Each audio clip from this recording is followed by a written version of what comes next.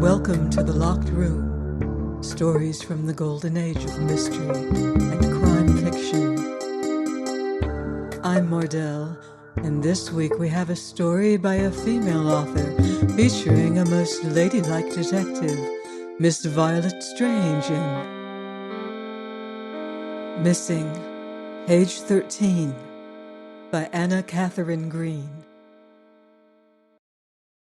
One more, just one more well-paying affair, and I promise to stop, really and truly to stop. But Puss, why one more? You have earned the amount you set for yourself, or very nearly. And though my help is not great, in 3 months I can add enough. No, you cannot, Arthur. You are doing well. I appreciate it.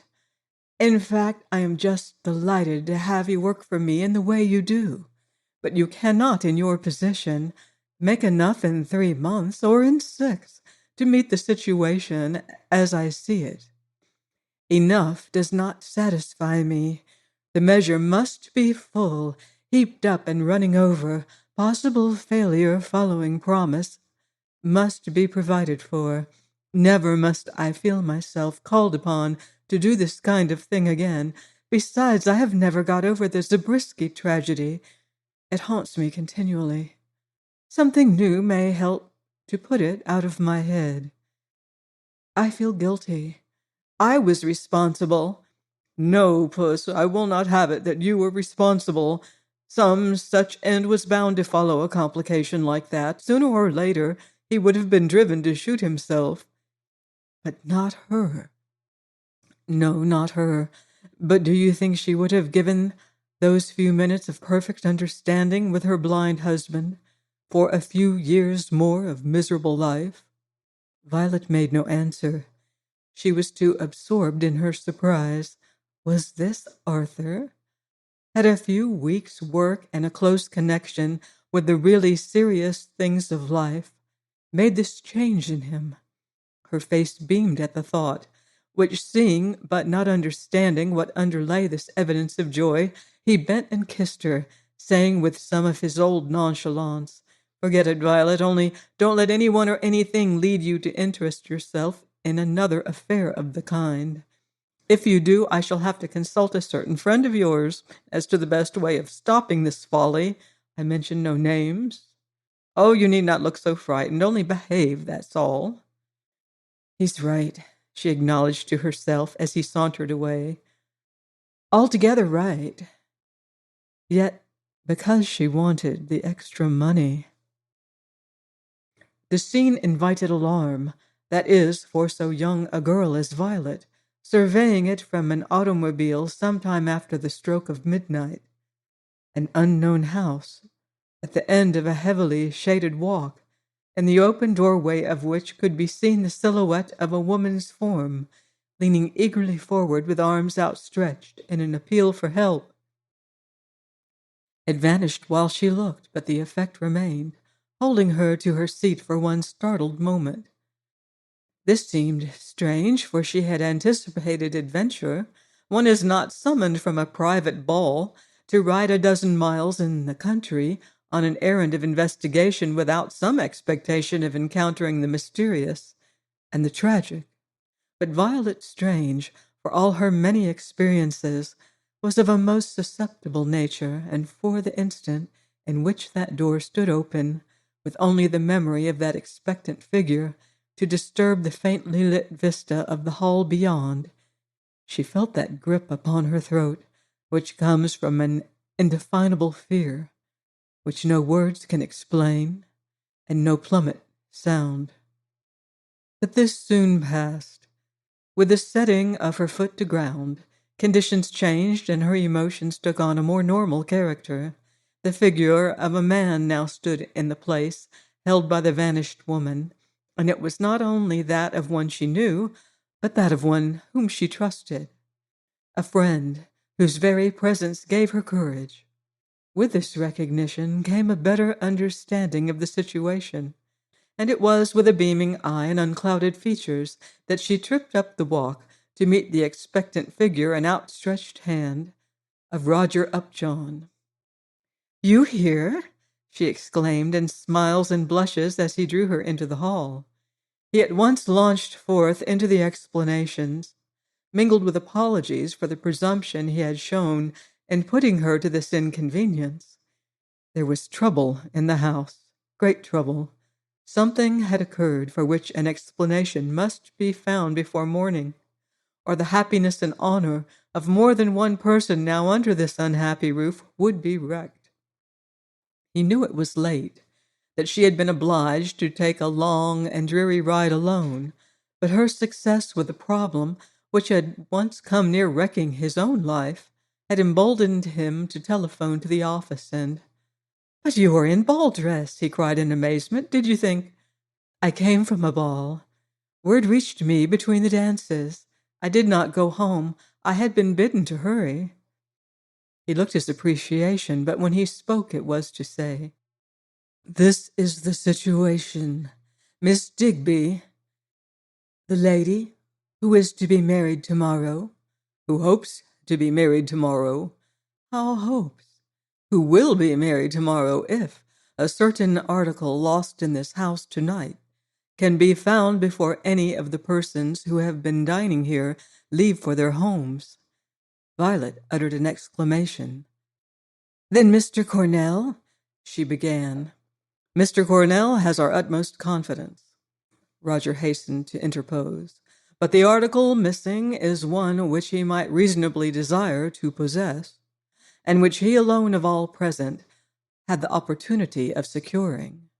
You can, therefore, see why he, with his pride, the pride of a man not rich, engaged to marry a woman who is, should declare that unless his innocence is established before daybreak, the doors of St. Bartholomew will remain shut tomorrow." "But the article lost, what is it?" "Miss Digby will give you the particulars. She is waiting to receive you," he added with a gesture towards a half-open door at their right. Violet glanced that way, then cast her looks up and down the hall in which they stood. "Do you know that you have not told me in whose house I am? Not hers, I know. She lives in the city. And you are 12 miles from Harlem. Miss Strange, you were in the Van Brocklin mansion. Famous enough, you will acknowledge. Have you never been here before?" "I have been by here, but I recognize nothing in the dark. What an exciting place for an investigation." "And Mr. Van Brocklin, have you never met him?" "Once, when a child. He frightened me then, and may frighten you now, though I doubt it. Time has mellowed him. Besides, I have prepared him for what might otherwise occasion him some astonishment. Naturally, he would not look for just the sort of lady investigator I am about to introduce to him." She smiled. Violet Strange was a very charming young woman, as well as a keen prober of odd mysteries. The meeting between herself and Miss Digby was a sympathetic one. After the first inevitable shock, which the latter felt, at sight of the beauty and fashionable appearance of the mysterious little being who was to solve her difficulties, her glance, which under other circumstances might have lingered unduly upon the piquant features and exquisite dressing of the fairy-like figure before her, passed at once to Violet's eyes, in whose steady depths beamed an intelligence quite at odds with the coquettish dimples which so often misled the casual observer in his estimation of a character singularly subtle and well poised. As for the impression she herself made upon Violet, it was the same she made upon everyone. No one could look long at Florence Digby and not recognize the loftiness of her spirit and the generous nature of her impulses. In person she was tall, and as she leaned to take Violet's hand, the difference between them brought out the salient points in each, to the great admiration of the one onlooker. Meantime, for all her interest in the case at hand, Violet could not help casting a hurried look about her, in gratification of the curiosity incited by her entrance into a house signalized from its foundation by such a series of tragic events. The result was disappointing. The walls were plain, the furniture simple, nothing suggestive in either, unless it was the fact that nothing was new, nothing modern. As it looked in the days of Burr and Hamilton, so it looked today, even to the rather startling detail of candles, which did duty on every side in place of gas. As Violet recalled the reason for this, the fascination of the past seized upon her imagination. There was no knowing where this might have carried her, had not the feverish gleam in Miss Digby's eyes warned her that the present held its own excitement. Instantly, she was all attention, and listening with undivided mind to that lady's disclosures. They were brief and to the following effect. The dinner, which had brought some half-dozen people together in this house, had been given in celebration of her impending marriage, but it was also in a way meant as a compliment to one of the other guests, a Mr. Spielhagen, who during the week had succeeded in demonstrating to a few experts the value of a discovery he had made, which would transform a great industry. In speaking of this discovery, Miss Digby did not go into particulars, the whole matter being far beyond her understanding.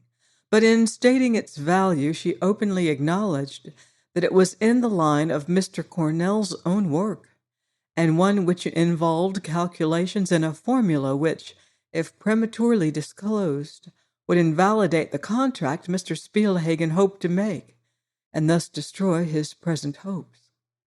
Of this formula, but two copies existed. One was locked up in a safe deposit vault in Boston. The other he had brought into the house on his person, and it was the latter which was now missing. It having been abstracted during the evening from a manuscript of 16 or more sheets, under circumstances which he would now endeavor to relate.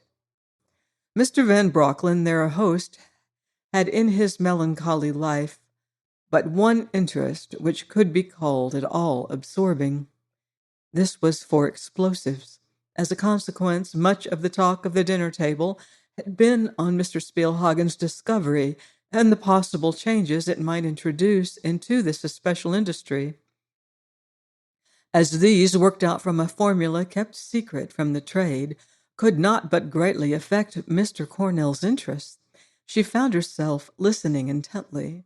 When Mr. Van Brocklin, with an apology for his interference, ventured to remark that if Mr. Spielhagen had made a valuable discovery in this line, so had he, and one which he had substantiated by many experiments. It was not a marketable one, such as Mr. Spielhagen's was, but in his work upon the same, and in the tests which he had been led to make, he had discovered certain instances he would gladly name, which demanded exceptional procedure to be successful. If Mr. Spielhagen's method did not allow for these exceptions, nor make suitable provisions for them, then Mr. Spielhagen's method would fail more times than it would succeed. Did it so allow and so provide? It would relieve him greatly to learn that it did. The answer came quickly. Yes, it did. But later, and after some further conversation, Mr. Spielhagen's confidence seemed to wane, and before they left the dinner table, he openly declared his intention of looking over his manuscript again that very night, in order to be sure that the formula therein contained duly covered all exceptions mentioned by Mr. Brocklin. If Mr. Cornell's countenance showed any change at this moment, she, for one, had not noticed it. But the bitterness with which he remarked upon the other's good fortune in having discovered this formula, of whose entire success he had no doubt, was apparent to everybody, and naturally gave point to the circumstances which a short time afterward associated him with the disappearance of the same. The ladies, there were two others besides herself, having withdrawn in a body to the music-room, The gentlemen all proceeded to the library to smoke. Here conversation, loosed upon the one topic which had hitherto engrossed it, was proceeding briskly when Mr. Spielhagen, with a nervous gesture, impulsively looked about him and said, "I cannot rest till I have run through my thesis again. Where can I find a quiet spot? I won't be long. I read very rapidly." It was for Mr. Van Brocklin to answer, but no word coming from him. Every eye turned his way, only to find him sunk in one of those fits of abstraction so well known to his friends, from which no one who has the strange man's peace of mind at heart ever presumes to rouse him. Well, what was to be done? These moods of their singular host sometimes lasted half an hour, and Mr. Spielhagen had not the appearance of a man of patience. Indeed, he presently gave proof of the great uneasiness he was laboring under, for noticing a door standing ajar on the other side of the room, he remarked to those around him, "A den and lighted. Do you see any objection to my shutting myself in there for a few minutes?" No one venturing to reply, he rose and, giving a slight push to the door, disclosed a small room exquisitely panelled and brightly lighted, but without one article of furniture in it, not even a chair. "The very place," quoth Mr. Spielhagen, and lifting a light cane-bottomed chair from the many standing about, he carried it inside and shut the door behind him. Several minutes passed, during which the man who had served at table entered with a tray on which were several small glasses, evidently containing some choice liqueur. Finding his master fixed in one of his strange moods, he set the tray down, and pointing to one of the glasses, said, "That is for Mr. Van Brocklin. It contains his usual quieting powder." And urging the gentlemen to help themselves, he quietly left the room.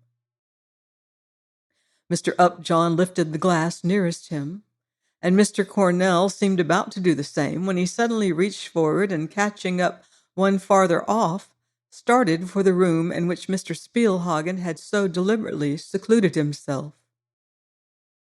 Why he did all this, why, above all things, he should reach across the tray for a glass, instead of taking the one under his hand, he can no more explain than why he has followed many another unhappy impulse. Nor did he understand the nervous start given by Mr. Spielhagen at his entrance, or the stare with which that gentleman took the glass from his hand and mechanically drank its contents, till he saw how his hand had stretched itself across the sheet of paper he was reading in an open attempt to hide the lines visible between his fingers.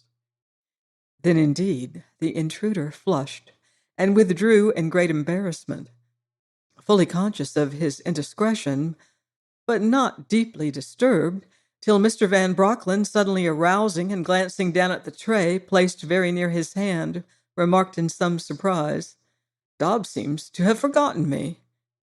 Then, indeed, the unfortunate Mr. Cornell realized what he had done. It was the glass intended for his host, which he had caught up and carried into the other room, the glass which he had been told contained a drug. Of what folly had he been guilty? And how tame would be any effort at excuse? Attempting none, he rose, and with a hurried glance at Mr. Upjohn, who flushed in sympathy at his distress, he crossed to the door he had so lately closed upon Mr. Spielhagen, but feeling his shoulder touched as his hand pressed the knob, he turned to meet the eye of old Mr. Van Brocklin fixed upon him with an expression which utterly confounded him. "Where are you going?" the gentleman asked. The questioning tone, the severe look, expressive at once of displeasure and astonishment, were most disconcerting, but Mr. Cornell managed to stammer forth, "Mr. Spielhagen is in here consulting his thesis. When your man brought in the cordial, I was awkward enough to catch up your glass and carry it into Mr. Spielhagen. He drank it, and I'm anxious to see if it did him any harm." As he uttered the last words, He felt Mr. Van Brocklin's hand slip from his shoulder, but no word accompanied the action, nor did his host make the least move to follow him into the room. This was a matter of great regret to him later, as it left him for a moment out of the range of every eye, during which, he says, he simply stood in a state of shock at seeing Mr. Spielhagen still sitting there, manuscript in hand, but with head fallen forward and eyes closed. Dead asleep, or he hardly knew what. The sight so paralyzed him. Whether or not this was the exact truth and the whole truth, Mr. Cornell certainly looked very unlike himself as he stepped back into Mr. Van Brocklin's presence, and he was only partially reassured when that gentleman protested that there was no real harm in the drug, and that Mr. Spielhagen would be all right if left to wake naturally and without shock. However, as his present attitude was one of great discomfort, they decided to carry him back and lay him on the library lounge. But before doing this, Mr. Upjohn drew from his flaccid grasp the precious manuscript, and carrying it into the larger room, placed it on a remote table where it remained undisturbed till Mr. Spielhagen, suddenly coming to himself at the end of some 15 minutes, missed the sheets from his hand and, bounding up, crossed the room to repossess himself of them. His face, as he lifted them up and rapidly ran through them with ever-accumulating anxiety, told them what they had to expect. The page continuing the formula was gone. Violet now saw her problem. There was no doubt about the loss I have mentioned. All could see that page 13 was not there. In vain a second handling of every sheet. The one so numbered was not to be found. Page 14 met the eye on the top of the pile, and page 12 finished it off at the bottom, but no page 13 in between or anywhere else. Where had it vanished? And through whose agency had this misadventure occurred? No one could say, or at least no one there made any attempt to do so, though everybody started to look for it. But where to look? The adjoining small room offered no facilities for hiding a cigar end, much less a square of shining white paper. Bare walls, a bare floor, and a single chair for furniture comprised all that was to be seen in this direction, nor could the room in which they then stood be thought to hold it, unless it was on the person of some one of them. Could this be the explanation of the mystery? No man looked his doubts, but Mr. Cornell, possibly divining the general feeling, stepped up to Mr. Van Brocklin and in a cool voice, but with the red burning hotly on either cheek, said so as to be heard by everyone present. "I demand to be searched at once and thoroughly." A moment's silence, then the common cry, "We will all be searched." Is Mr. Spielhagen sure that the missing page was with the others when he sat down in the adjoining room to read his thesis? Asked their perturbed host. "Very sure," came the emphatic reply. "Indeed, I was just going through the formula itself when I fell asleep." "You are ready to assert this?" "I am ready to swear it." Mr. Cornell repeated his request. "I demand that you make a thorough search of my person. I must be cleared and instantly of every suspicion," he gravely asserted, "or how can I marry Miss Digby tomorrow?" After that, there was no further hesitation. One and all subjected themselves to the ordeal suggested, even Mr. Spielhagen. But this effort was as futile as the rest. The lost page was not found. What were they to think? What were they to do? There seemed to be nothing left to do, and yet some further attempt must be made towards the recovery of this important formula. Mr. Cornell's marriage and Mr. Spielhagen's business success both depended upon its being in the latter's hands before 6 in the morning, when he was engaged to hand it over again to a certain manufacturer sailing for Europe on an early steamer. 5 hours!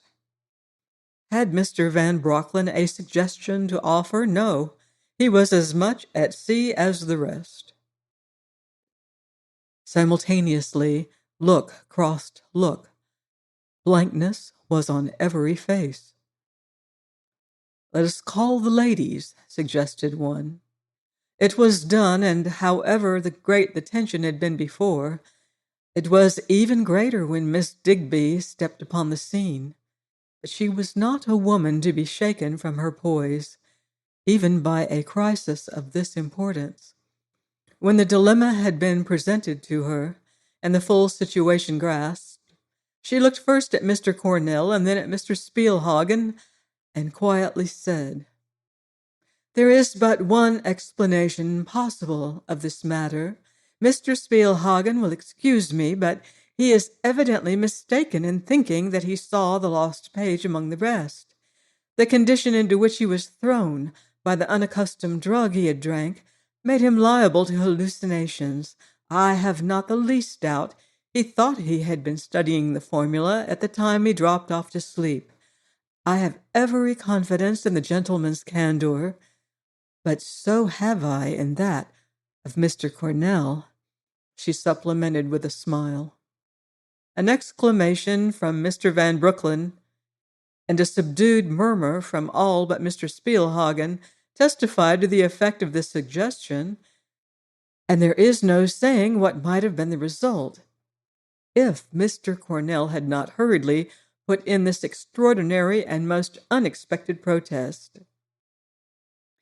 "Miss Digby has my gratitude," said he, "for a confidence which I hope to prove to be deserved. But I must say this for Mr. Spielhagen. He was correct in stating that he was engaged in looking over his formula when I stepped into his presence with a glass of cordial. If you were not in a position to see the hurried way in which his hand instinctively spread itself over the page he was reading, I was. And if that does not seem conclusive to you, then I feel bound to state that in unconsciously following this movement of his, I plainly saw the number written on the top of the page, and that number was 13. A loud exclamation, this time from Spielhagen himself, announced his gratitude and corresponding change of attitude toward the speaker. "Wherever that damned page is gone," he protested, advancing towards Cornell with outstretched hand. "You have nothing to do with its disappearance." Instantly, all constraint fled and every countenance took on a relieved expression. But the problem remained. Suddenly those very words passed someone's lips, and with their utterance Mr. Upjohn remembered how at an extraordinary crisis in his own life he had been helped, and an equally difficult problem settled, by a little lady secretly attached to a private detective agency. If she could only be found and hurried here before morning, all might yet be well. He would make the effort. Such wild schemes sometimes work.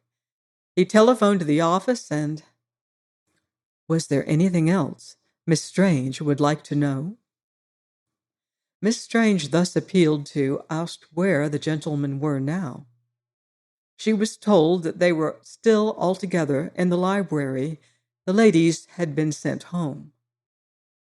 "Then let us go to them," said Violet, hiding under a smile her great fear that here was an affair which might easily spell for her that dismal word, failure.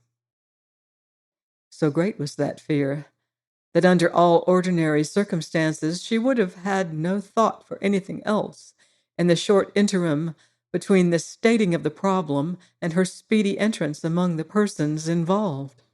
But the circumstances of this case were so far from the ordinary, or rather, let me put it in this way, the setting of the case was so very extraordinary that she scarcely thought of the problem before her in her great interest in the house, through whose rambling walls she was being so carefully guided. So much that was tragic and heartrending had occurred here. The Van Brocklin name, the Van Brocklin history, above all, the Van Brocklin tradition, which made the house unique in the country's annals, all made an appeal to her imagination and centered her thoughts on what she saw about her. There was a door which no man ever opened, had ever opened, since revolutionary times. Should she see it? Should she know it if she did see it? Then Mr. Van Brocklin himself, just to meet him under any conditions and in any place, was an event. But to meet him here, under the pall of his own mystery, no wonder she had no words for her companions, or that her thoughts clung to this anticipation in wonder and almost fearsome delight. His story was a well-known one. A bachelor and a misanthrope, he lived absolutely alone, save for a large entourage of servants, all men and elderly ones at that. He never visited, though he now and then, as on this occasion, entertained certain persons under his roof. He declined every invitation for himself, avoiding even with equal strictness all evening amusements of whatever kind, which would detain him in the city after 10 at night. Perhaps this was to ensure no break in his rule of life, never to sleep out of his own bed. Though he was a man well over 50, he had not spent, according to his own statement, but 2 nights out of his own bed since his return from Europe in early boyhood, and those were in obedience to a judicial summons which took him to Boston. This was his main eccentricity, but he had another, which is apparent enough from what has already been said. He avoided women.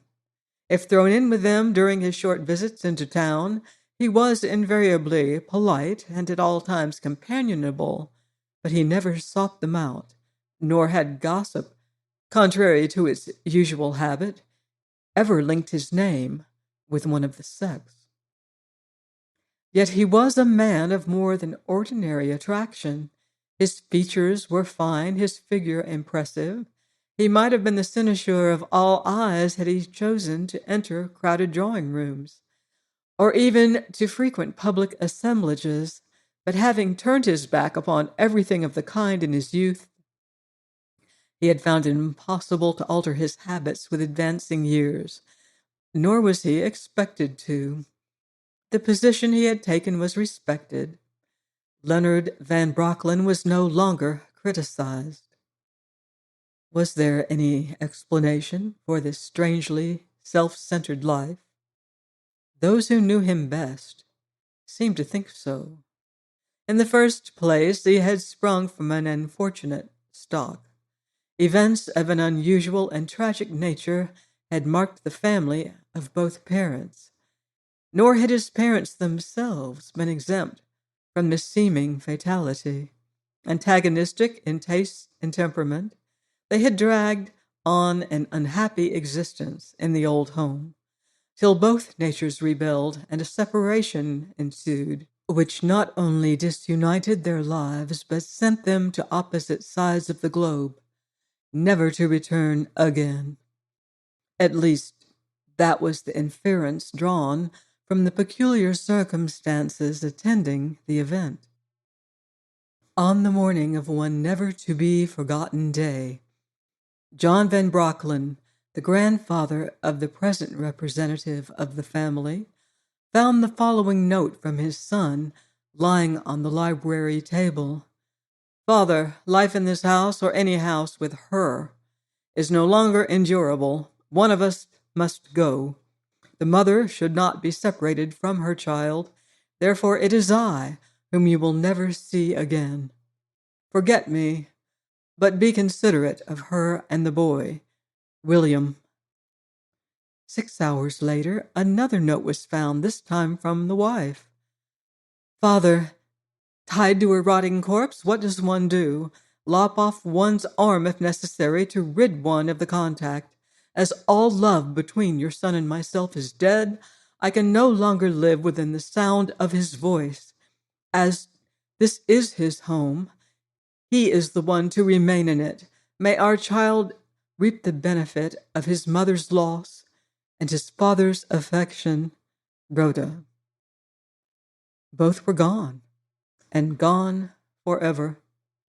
Simultaneous in their departure, they had preserved each his own silence and sent no word back. If one went east and the other west, they may have met on the other side of the globe, but never again in the home which sheltered their boy.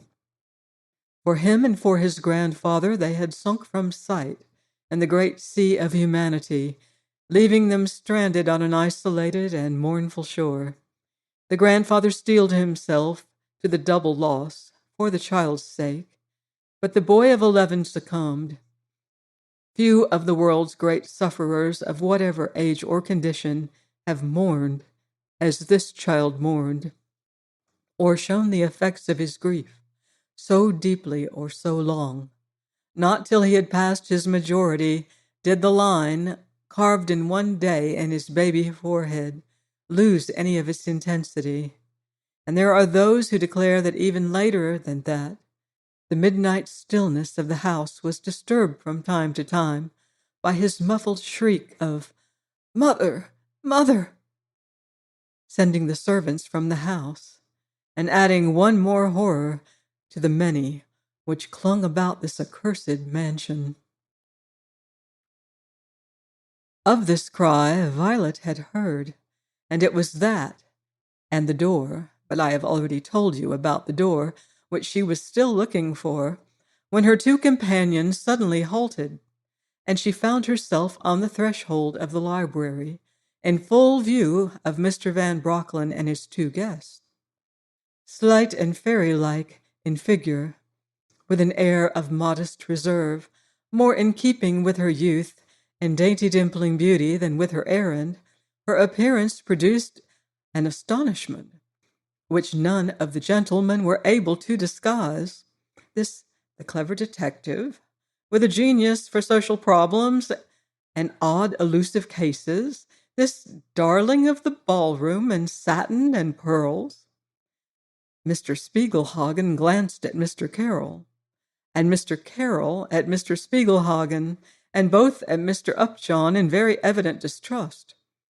As for Violet, she had eyes only for Mr. Van Brocklin, who stood before her in surprise equal to that of the others, but with more restraint in its expression. She was not disappointed in him. She had expected to see a man reserved almost to the point of austerity, and she found his first look even more awe-compelling than her imagination had pictured. So much so, indeed, that her resolution faltered, and she took a quick step backward, which seeing he smiled, and her heart and hopes grew warm again. That he could smile, and smile with absolute sweetness, was her great comfort when later— But I am intruding you too hurriedly to the catastrophe. There is much to be told first. I pass over the preliminaries and come at once to the moment when Violet, having listened to a repetition of the full facts, stood with downcast gaze before these gentlemen, complaining in some alarm to herself. They expect me to tell them now, and without further search or parley, just where the missing page is. I shall have to balk the expectation without losing their confidence, but how? Summoning up her courage and meeting each inquiring eye with a look which seemed to carry a different message to each, she remarked very quietly, "This is not a matter to guess at. I must have time and I must look a little deeper into the facts just given me. I presume that the table I see over there is the one upon which Mr. Upjohn laid the manuscript during Mr. Spielhagen's unconsciousness?" All nodded.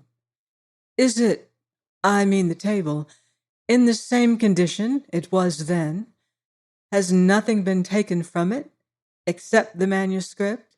"Nothing." "Then the missing page is not there." She smiled, pointing to its bare top. A pause during which she stood with her gaze fixed on the floor before her. She was thinking, and thinking hard. Suddenly she came to a decision. Addressing Mr. Upjohn, she asked if he were quite sure that in taking the manuscript from Mr. Spielhagen's hand, he had neither disarranged nor dropped one of its pages. The answer was unequivocal. "Then," she declared with a quiet assurance and a steady meeting with her own eyes of every eye, "as the 13th page was not found among the others when they were taken from this table, nor on the persons of either Mr. Carroll or Mr. Spielhagen, it is still in that inner room." "Impossible!" came from every lip, each in a different tone. "That room is absolutely empty." "May I have a look at its emptiness?" she asked with a naive glance at Mr. Van Brocklin. "There is positively nothing in the room but the chair Mr. Spielhagen sat on," objected that gentleman with a noticeable air of reluctance. "Still, may I not have a look at it?" she persisted, with that disarming smile she kept for such occasions. Mr. Van Brocklin bowed. He could not refuse a request so urged, but his step was slow and his manner next to ungracious as he led the way to the door of the adjoining room and threw it open. Just what she had been told to expect: bare walls and floors, and an empty chair. Yet she did not instantly withdraw, but stood silently, contemplating the paneled wainscoting surrounding her, as though she suspected it of containing some secret hiding place not apparent to the eye. Mr. Van Brocklin, noting this, hastened to say, "The walls are sound, Miss Strange. They contain no hidden cupboards." "And that door?"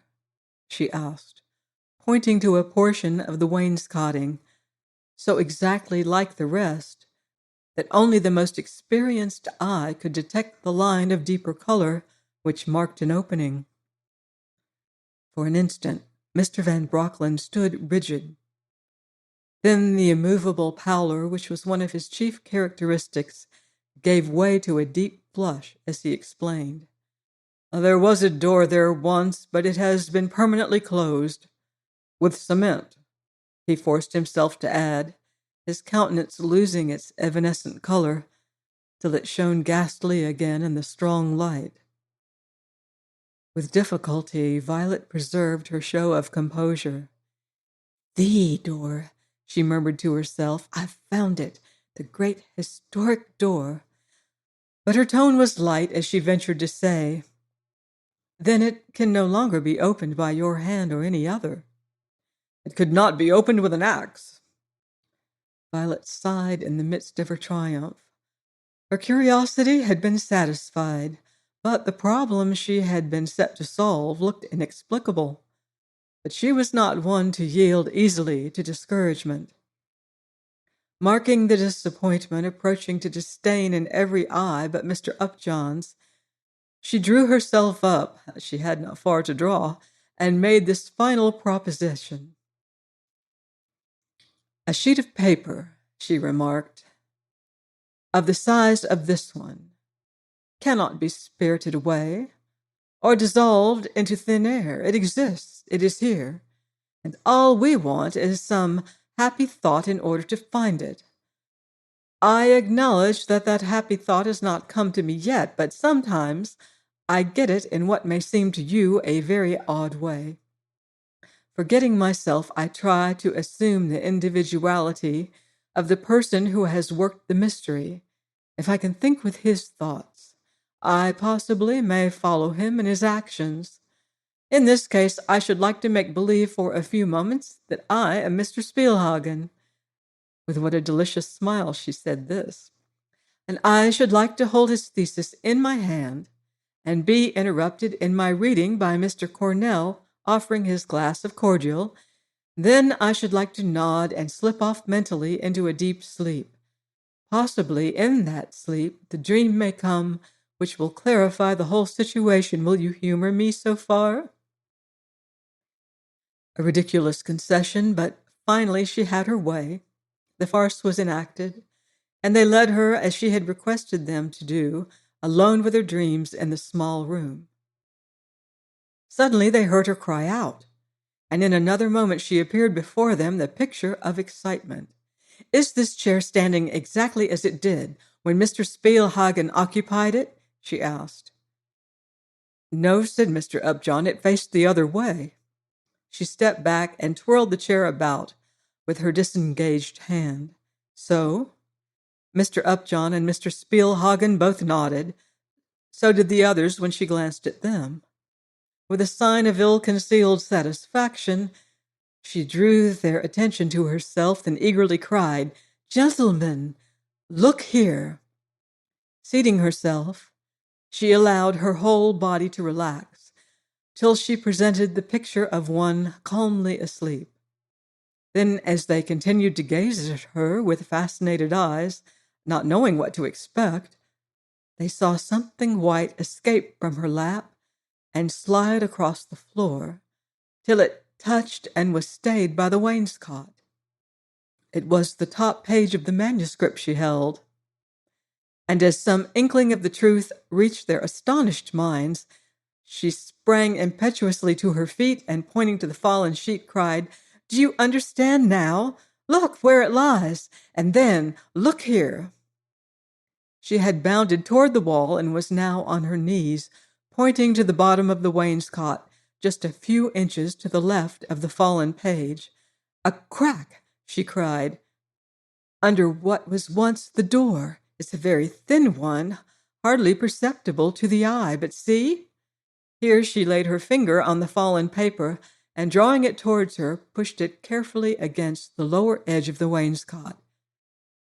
Half of it at once disappeared. "I could easily slip it all through," she assured them, withdrawing the sheet and leaping to her feet in triumph. "You know now where the missing page lies, Mr. Spielhagen. All that remains is for Mr. Van Broecklyn to get it for you." The cries of mingled astonishment and relief which greeted this simple elucidation of the mystery were broken by a curiously choked, almost unintelligible cry. It came from the man thus appealed to, who, unnoticed by them all, had started at her first word and gradually, as action followed action, withdrawn himself till he now stood alone and in an attitude almost of defiance behind the large table in the center of the library.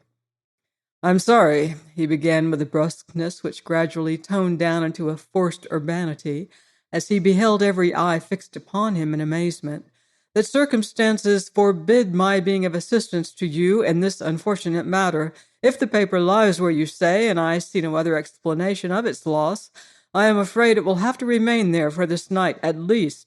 The cement in which that door is embedded is thick as any wall. It would take men with pickaxes, possibly with dynamite, to make a breach there wide enough for anyone to reach in, and we are far from any such help." In the midst of the consternation caused by these words, the clock on the mantel behind his back rang out the hour. It was but a double stroke, but that meant 2 hours after midnight, and had the effect of a knell in the hearts of those most interested. "I am expected to give that formula into the hands of our manager before 6 o'clock in the morning. The steamer sails at quarter after." "Can't you reproduce a copy from memory," someone asked, "and insert it in its proper place among the pages you hold there?" "The paper would not be the same. That would lead to questions, and the truth would come out. As the chief value of the process contained in that formula lies in its secrecy, no explanation I could give would relieve me from the suspicions which an acknowledgment of the existence of a third copy, however well hidden, would entail. I should lose my great opportunity. Mr. Cornell's state of mind can be imagined. In an access of mingled regret and despair, he cast a glance at Violet, who, with a nod of understanding, left the little room in which they stood, and approached Mr. Van Brocklin, lifting up her head, for he was very tall, and instinctively rising on her toes the nearer to reach his ear. She asked in a cautious whisper, "Is there no other way of reaching that place?" She acknowledged afterwards that for one moment her heart stood still from fear. Such a change took place in his face, though she says he did not move a muscle. Then, just when she was expecting from him some harsh or forbidding word, he wheeled abruptly away from her, and crossing to a window at his side, lifted the shade and looked out. When he returned, he was his usual self, so far as she could see. "There is a way," he now confided to her in a tone as low as her own, "but it can only be taken by a child." "Not by me?" she asked, smiling down at her own childish proportions. For an instant he seemed taken aback. Then she saw his hand begin to tremble and his lips twitch.